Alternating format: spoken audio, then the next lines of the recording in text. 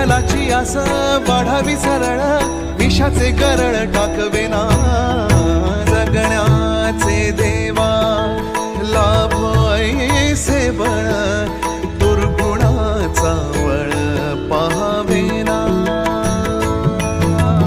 ऐसे लाभो भान देगा देवा दान, चरणात ध्यान लावू देगा। अमृताची वेल अमृताचा कुंभ, भक्तीचा मृदुंग वाजू देगा।